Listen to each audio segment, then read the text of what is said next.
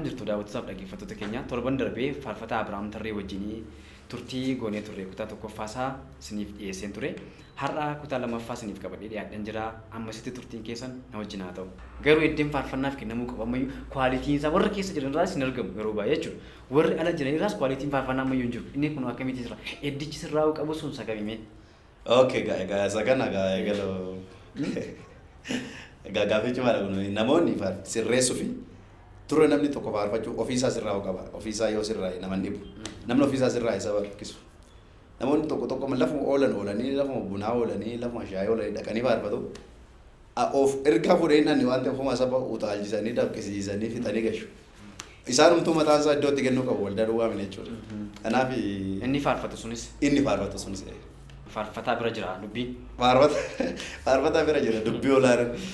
Baay'ee namatti tola. Akka sanaan dhaamsa faarfattootaa fi boodatti deebina. Yeroo baay'ee ati gara keetti deebina meeti. Tokkoffaa macaafa qulqulluu keessaa faarfannaa baay'ee faarfatta. Faarfannaan kee namoota biratti jaallatamummaa guddaa argatee jira. Namoota baay'eetu ittiin jajjabaatee jira. Ani mataan koo akkasii dhuga baatudha. Tiksii macaafaa wajjin wal qabsiistee jedhaduu humtee faarfatta. Inni kuni fakkeenyummaa gaarii akka itti taatu fidee sii kennee jira. Daawwattoota keenya beeksisa rispoonsira sagantaa keenya kana daawwannee walitti deebina. Turtiin keessan nu faana haa ta'u.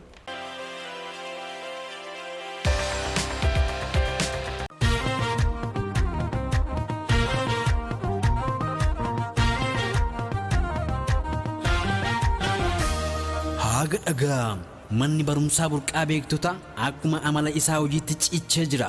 Qulqullina barnootaa kennuu isaatiin sadarkaa olaanaa kan qabate akkasumas barsiisota dandeettii ciccimoo qaban waliin kan hojjetu daree barnootaaf mijaawaa ta'e kan qabu dirree tapha barattootaafis ta'u mijeeffatee geejjiba mijaawaa ta'e kan qabuu fi akkasumas kaffaltii barnootaas hawaasa naannaa isaa jiru giddu galeeffatee kan kaffalchiisu yoo ta'u manni barumsaa burqaa beektota koottaa nu biratti fayyadamtoota taasiniin jedha. Dukkana keessaa gara ifaatti doofummaa keessaas gara beekumsaatti haabaanu jedhe dhalootaaf kan dhaamu barumsi burqaa beekumsaatti jedhe isiniif dhaama. Maarree sadarkaa barnootaa gadi aanaa keejiwaan hanga keessirii akkasumas kutaa tokko hanga kutaa 8tti galmee egalee jiraachuun isaa beekamaadha. Beekumsaaf haa barannu, walii beekuufis haa barannu, wal beeksisuufis kottaa haa barannu jecha gara mana barumsaa burqaa beektotaatti goraa fayyadamaa ta'a jedhee si waama. Manni barumsaa burqaa beektotaa bakki itti argama keenya magaalaa Amboo ganda Awwaaroo Qoraa naannaa 00 jedhamutti argamna jedha. Manni barumsaa burqaa beektotaa.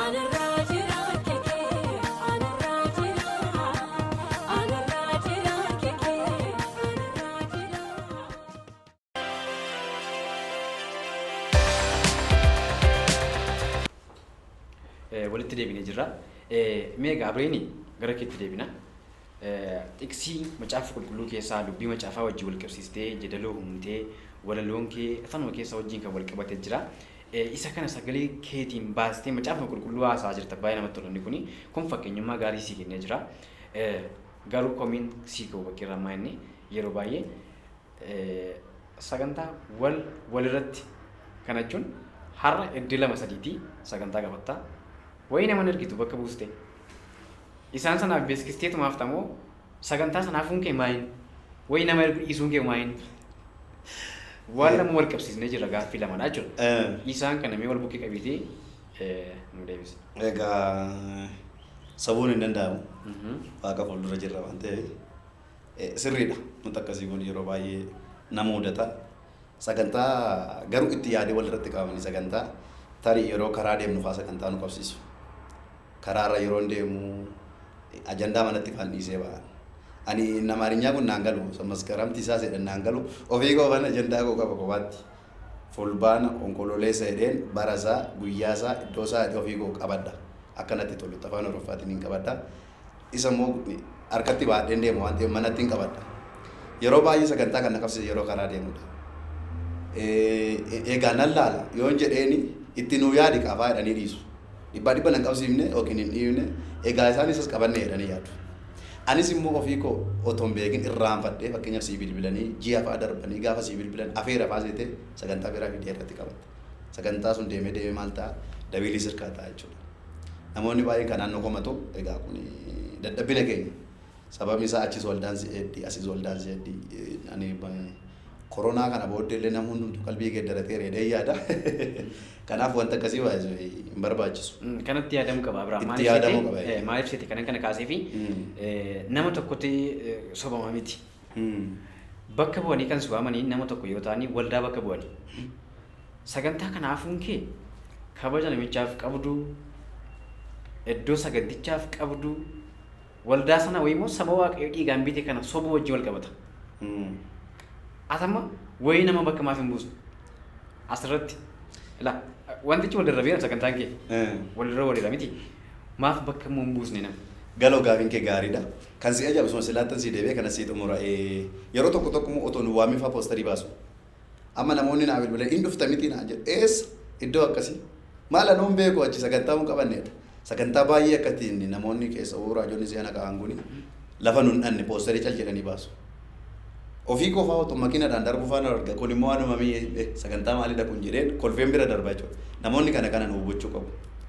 Gara keenya duwwaa osoo hin ta'in gara isaaniitii fi otoo nu waamii poostarii keenya kan daldaalan lakkoofsan qaba waan ta'eef iddoo baay'eetti waan akkasii nama mudateera. Waldaan immoo dhugaadha seetti sitti aartii akkamii sagantaa qabattee irraa sitti aartii. Gaaffii keessa lammaffaaf immoo nama maaf bakka hin buuftu isa jedhuufi namni gaafa si waamu soma barbaadee si waamu. Anama yeroo na mijanne sagantaan lama yeroo harkaa ta'u bilbile nama sinii qabsiisa nama baay'eetta mana sinii qabsiisa yoon jedheeni nama dhabne si bilbilee siin barbaanne bakka hin barbaannu nama nu ergitu hin barbaannu jedhu. Iddoon immoo ishi nama ati tamantu ayyaana isarra jiru sabitti eebbifametti yaadu nu ergi jedhanii arguus immoo jira jechuudha. Kanaaf maal nama bakka hin buuftu fedhe jedhuufi isa toleedhaniif nama bakka buusa isa didanii immoo maalisa.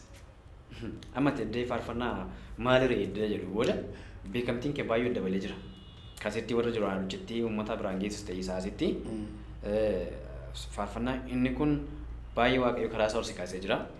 Beekamtii kana wajjin immoo wal qabsiifameeti kan jedhamee komisii kaasan jiru. Isa kana maaliin sirreessitee dabartati? Kun gaaffii irra hin darbamnedha. Gaaffii bareedaa gaaffii baay'ee eegaa ture na gaafattee beekamtiidha kan akkas godhamini. Beekamtiin hin darba waaqayyo maqaa namaa kenna. Kan nama gannaa buusisa ol nama kaasusisa. Beekamtiitti qabannee kana goonan gaarii miti. Joon namootni takka koo waa godhanis jiru waan ta'eef isaanillee akka irraa baratanii hin jira. Waaqayyo ulfina isaaf hin jiraattu taanaan beekamtii maqaa asirra kaa'ee dhiisuu danda'a. Namoonni baay'een maqaa otoo qabaniif sagantaa balbala tajaajilaa fa'aa hin qabne baay'ee jira. Beekamtii kan namaa kennu beekamtii kootiin qabadhee kana godhu osoo hin ta'in diingata yookiin tasa yoo irraa naalaawu irraanfadhee yoo ta'e akkas godha malee itti yaadeen kana godhee yaadame. Si deebi'eera gaafiin guutuutu baate xiqqoo malee irraanfachuun nama sun naan galle achirratti naa darbuu dide sammuu kootti otoo hin beekin yerootti fi irraanfadhee yerootti. Irraanfadhee yeroo jedhu akkuma natti gaaffii ta'e warra kanitti gaaffii waan ta'uuf ilaa isa kana fireetti darbe maaliifi sagantaa gaafa qabatu ajenda irratti qabadha jettetta erga ajenda irratti qabattee akkamitti irraanfatta isaanii noo wayii sagantichi dabarsaa wayii mana nafettee maaf hin beeksisu irraanfadhee yeroo jedhu akkam beektaa galu fakkeenya ishi toleedhee ajenda irratti fa'aatuun qabatiin kana nafu jira qabadheera takka sammuun namaa biizii waan jedhamu tokko jiramni afaanichi illee baay'eetti fayyadamuu baanniyyuu sammuun nama takka sirkaa qabama beektaa qabadheera faayidhee yaada. Yookiin immoo karaarra jira yoo ta'e miiseejii haadha manaa koof ergee guyyaa akkasii sagantaa naa qabadhu waan jedhaan. Isheenis hooki irraanfachuu dandeessi. Irraanfachuu yeroo jedhu akkasiidha. Qabadheera se'ee ofumaa koo fi koo miidhafuudha. Walumaa gala isaa anani jedhee darbu balleessineerra. Kanaa booddee garuu akkas gochuun nurraan eegatu. Kun sagara fuula duraafi. Balleessineerra. Inni irraanfatamee darbu sun tuffiin fakkaatu. Fakkaan manatee akkasumatti fudhadha waan ta'eef aatis amma warra si waaman bakka bu'ee mati hin waamamte waan ta'eef bakka warra si waaman immoo bakka bu'iitii kana sirreessime. Tuffii minikaa galoo kan beektaa nama qabadheera seeteen dhiiftu suni baay'isuu waldaan kiristaanaa waldaa dhiiga kiristoos bitamteera waan ta'eef baay'ee sodaannamnus baay'ee of eeggannaa kan nuu danda'ame dideemoo tinii ta'e malee baay'ee of eeggannaa malee tuffiidha waan goonuu qabnu yooma irraanfannee yeroo isa siin jedhee sanii qabadheera baasee jala faagee akkas ta'a malee tuffiidha hin goona jechuudha. Haa ta'u irra caalaa tajaajiltoonni yeroo ammaa kana waan kumatamanii fi isa kana dhaloonni sirreessaa akka deemuufidha gaaffiin kun gansii gahee walumaa gala. Asirratti si qofaa miti ila si qofa miti amma si arginee si gaafannee warra kaaniif sirraa hoga qabuttati waan sirrii tokko kaastee darbuu qabda maaliif uummanni jechuun tajaajiltoota kumataafuun qaban sabni keenya. Sirriidha galoo asirratti otoo dubbati wanti inni irra darbee tokko jira waan makana wal qabate takka immoo keessa kee dhaggeeffattee sagantaa deemta. Lafitti waaqessi barbaadu jira. Lafitti waaqessi hin barbaanne jira. Yoo kana wanti baay'ee yaadadhu gara Booranaa kana sagantaa istaadiyeemii dheedhiina qabsiisanii isheen qabadhee sagantaa keessa koo garuu hin jiru. Haadha manaa godhuu kaasee akka sagantaa kana deewwannaan kana dura iyyuu maqaa irra kaanii sagantaa qabattee hafta waan ta'eef deemiyetti.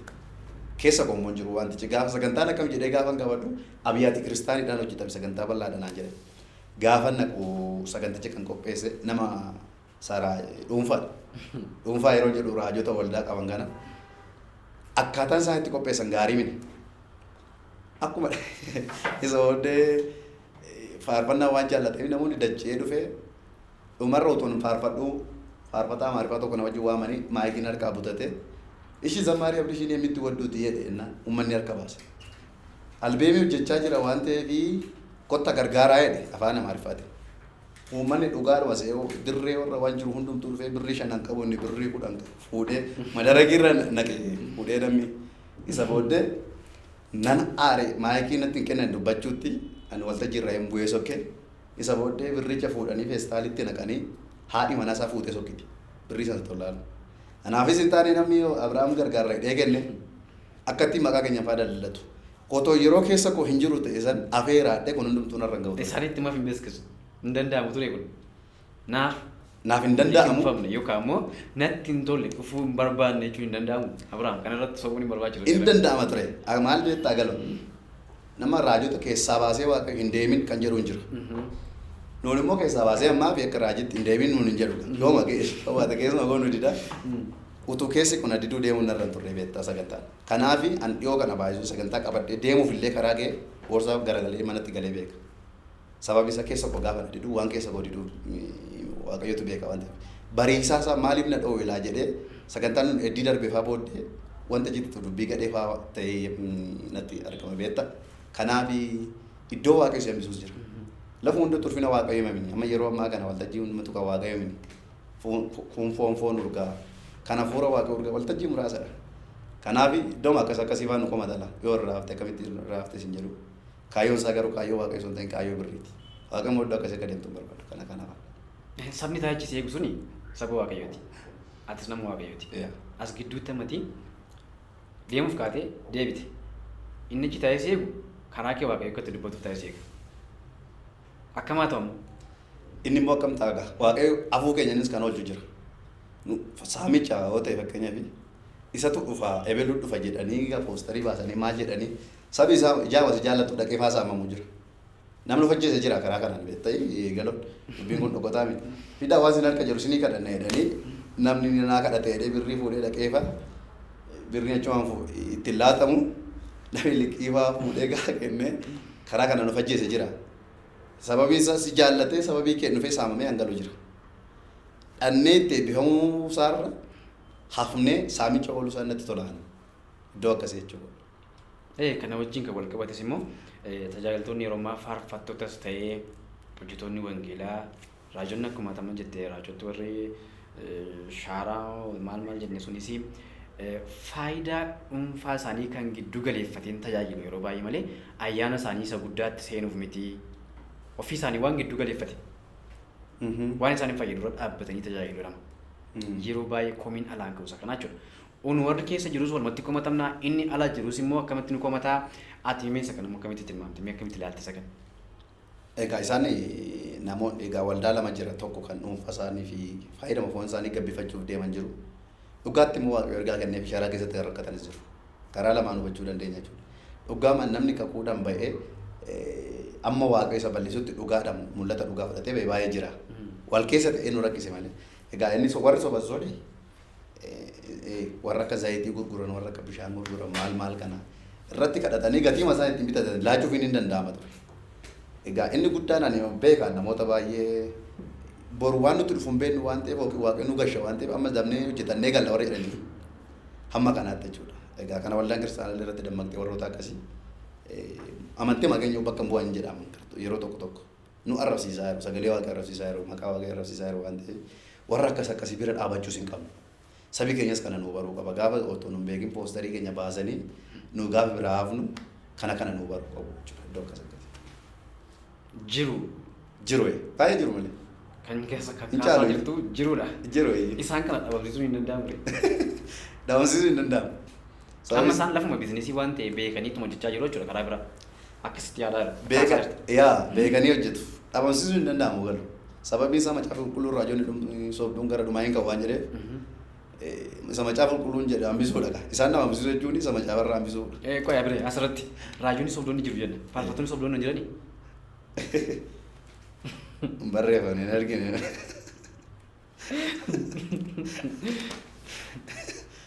Isumame karaa biraa gaaffii kana siifan fooyyessamee.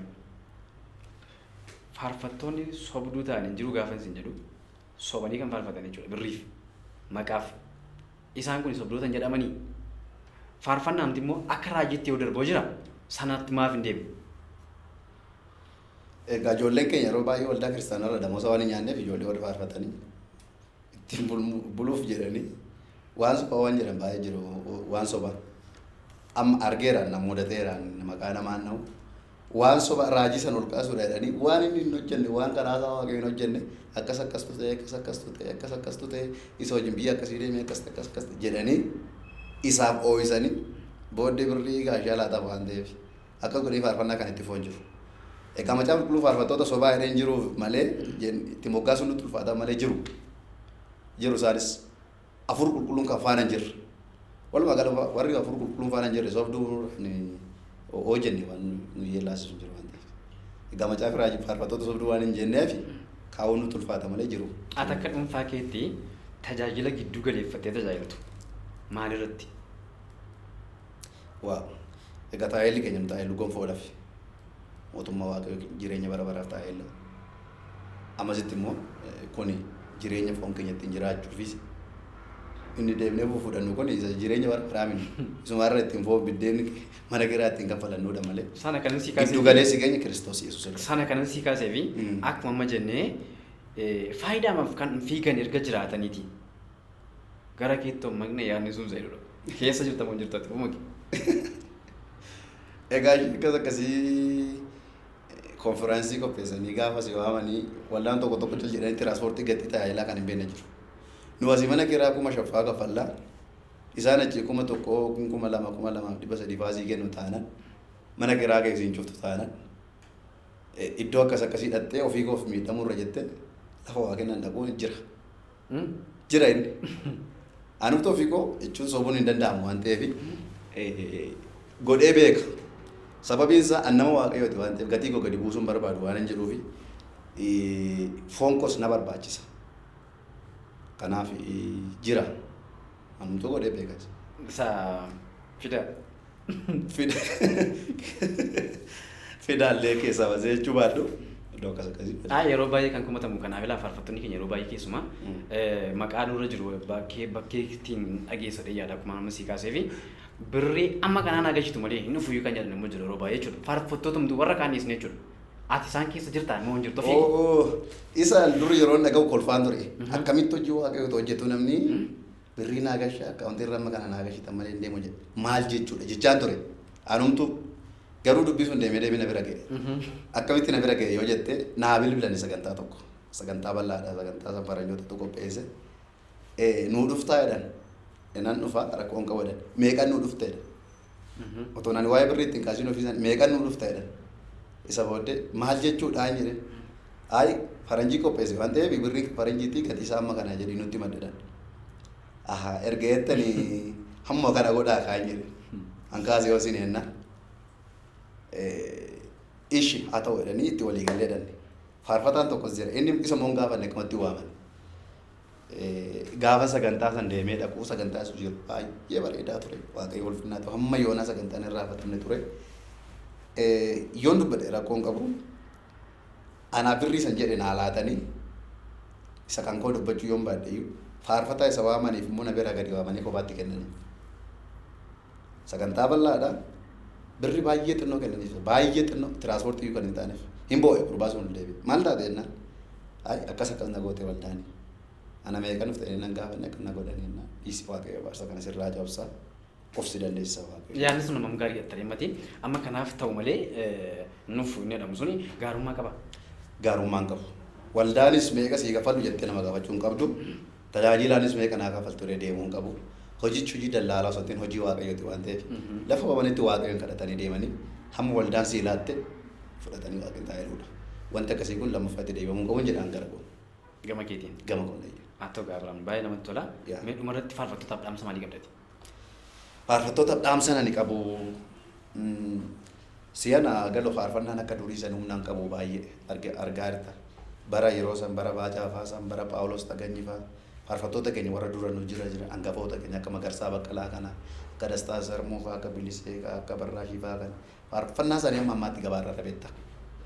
Kadhatanii baasu yeroo san akka ammaa kana hammi jaarsi waldaa faarfataa ta'ee raala.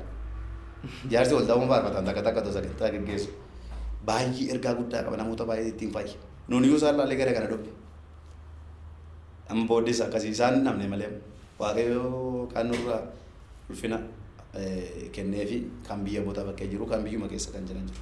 Faarfattoota ergaa nani qabu walumaa gala fuula waaqayyoo duratti mana bunaarra deemuu maal gochuun otoo hafe yeroo nu qabnu yeroo baay'ee xinnoodha waan ta'eef fuula waaqayyoo duratti otoo kufanii sagalee waaqayyoo otoo dubbifatanii waaqayyoon otoo sodaatanii imaanaa waaqayyootti kenne immoo of eeggannoo guddaadhaan saba keenya otoo nu tajaajilan sabni keenya baay'ee dheebotaadha beektaa jiru baay'ee hafuura dheebotoodha faarfataa dhufa gaafa jedhanii waaqayyo karaa isaa nafa isaa eeggata inni immoo ergaa fuudhee naqu taanaan saba sun hundi isa eeggatu san ergaa nyaata gahaadha jechuudha maa jedhe waaqayyos gadi nyaadhu jedhee mini fuula kee dura ganaa saba bal'aa jira waan ta'eef nyaadhu jedhe Eeliyaasiin waaqayyo kee nyaadhu dhugi karaa kee fuuldura hojii guddaa jira jedhe namni otoo nyaatee otoo dhugi karaa dheeraa deemuu danda'u wanti nu nyaannu immoo biddeen sun ta'e sagalee waaqayyooti namni sagalee waaqayyoo nyaate immoo karaa dheeraa deemuu danda'a Eeliyaas nyaatichi kenneefin guyyaa 40 halkan 40 deemee sagalee waaqayyoo amma tulluu isaa waaqayyootti nyaata sagalee waaqayyoo kana nyaanna amma tulluu waaqayyootti deemne deemsi keenya fagoodha karaatti naabatu namni sagalee waaqayyoo keessa isaa jiru kana walii gala walni isaanii dhaamuu qabu sagalee waaqayyoo dubbifachuu qabu kana irra darbee saba keenya sirriitti ergaa waaqayyoo irraa fudhatanii taa'uu qabu. Akka walii galaatti sabaafis waldaa kiristaanaa fi dhaloota kanaafis ergaa yoo qabaatte akka walii galaatti ergaa nani qabu sabi keenyas jilbisaa fuula waaqayyoo duratti waaqayyoon kadhachuu qaba. Amma yeroo waldaadhaan waldaan akka durii sanuu nan qabu beektaa harka ol kaasaa gadi kaasaa utaalaa jennee giddi farfachifne kun kana ta'uu qabu. Komiinan isa barraa qabu inni guddaa isaa kana beektaa gaafa waltajjii dhabu ulfinni waaqessi dhaga'amuu qaba. Dur gaafa kiraara faarsu amni saba machoofnee lafa dhodhoofnee galla. Hamma garuu kiiboordiin tolee ispiikariin tolee sagalee bareechinee takka beeziinaa takka ibijii tolbaafnee dadhabnee otoo namni tuqamiif haa galu beekta. Kanaaf sabi keenya inni guddaan waaqayyo manatti gadhatee qophaa'ee dhufuu qaba waldaa. Malee akka nama mana bunaa deemuutti cal jedhee manaa ba'ee qo'ee dhaqee ilaalee jedhee dhufuun qabu. Si'aan waldaa sadii jira beekta. Waldaa kiristaanaa keessa namoota gosa sadii jira. Warra du'aa dhattee yoo beekte tokko fuuldura yaa inni firamu namichaa ta'e inni dhiiga isaa qabu hir'idhee garaarraa bo'o. Inni lammata itti dhiyoodhaa irraas fagoodha. Gidduu yaa yoo itti dhufee hin bo'aa fira isaa argee hin bo'aa. Yoommoo dhiise keessa innisa. Inni sadaffaan immoo warra turizimii fa'aa fira fa'aa gaafachuu dhabuudha. Kolfaa yaa'u duuba waldaa kiristaanaa sanatti fakkaatti beektaadha. Kuni ta'uu qabu. Hundumtuu kiristoos dhiiga kiristoos bitame waan ta'eef sirriitti itti qophaa'uu qaba sabiyyuu yeroo waldaa kiristaanaa dhaqu waaqayyoon kadhatee dhaquu qaba. Ati argitetti immoo waldaa keessatti waaqayyo warra itti dubbatu yookiin nama kadhannaa rafaa jiru yeroo baay'ee dubbatu. Maayini waaqayyo isaan malee beeku faayidhaam namni. Gurbichi yeroo baay'ee niitoorkiinsa waaqayyo wajjin jira waan ta'eef itti haasa'e godha beektaa waaqayyo. Amma feesbuukii yeroo haasa'u warra chaatirra yeroo wajjin haayannee hin dubbifne. Waaqayyo warra isa wajjin haasa'uu jaallata yeroo baay'ee. Yoo gamtee ta'e yookiin nama tasa iddootti itti dhufuudhaa deemuuf maqaa waamee saba keessatti dubbata malee warra waaqayyotti dhiyootti haasaa waaqayyo. Kanaaf sabi keenya walumaa gala gochuu kan qabani dhibbaadhaan kaasuu hin qabnu. Harka ol qabaa gadi qabaa jechuudha. Gaafa faarfannaa jalqabu garaan isaanii tarsa'uu qaba. Qallaba lubbuun nyaattee jiraattu waaqeffannaa dhabeetta.